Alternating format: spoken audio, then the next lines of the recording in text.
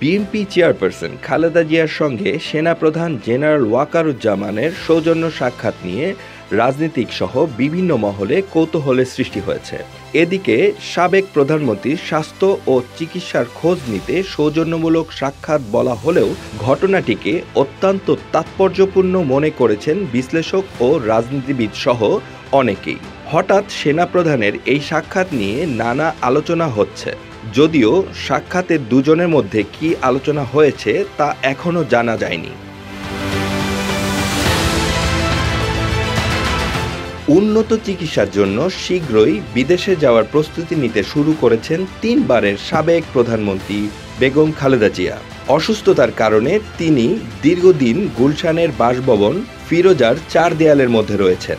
মাঝে মধ্যেই চিকিৎসা নিতে তাকে হাসপাতালে যেতে হয়। খালেদা জিয়ার উন্নত চিকিৎসার জন্য যুক্তরাজ্যে যাওয়ার প্রাক্কালে সেনাপ্রধান এই সাক্ষাৎ নিয়ে রাজনৈতিক মহলে নানা ব্যাখ্যা বিশ্লেষণ হচ্ছে। সবাই বিষয়টিকে ইতিবাচক ভেবেই দেখছেন।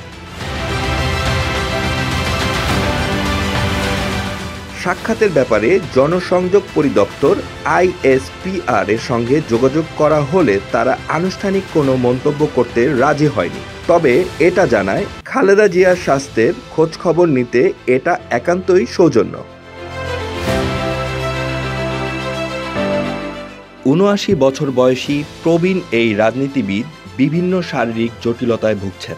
দীর্ঘ কারাবাসের পর ছাত্র জনতার অভ্যুত্থানে গত 5 অক্টোবর আওয়ামী লীগ সরকার পতনের পরদিন 6 অক্টোবর তাকে নির্বাহী আদেশে মুক্তি দেওয়া হয়। তিনি বাসায় ও হাসপাতালে চিকিৎসা নিচ্ছেন।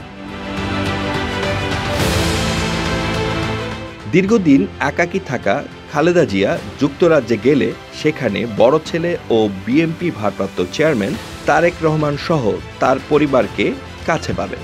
এ সময় দেশের সার্বিক পরিস্থিতি, আগামী নির্বাচন, ভবিষ্যৎ রাজনীতি সহ দলীয় বিষয় আলোচনা হবে।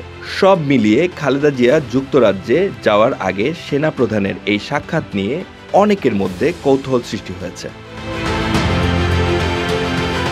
ফাহাদ চৌধুরী, শতাব্দী টেলিভিশন।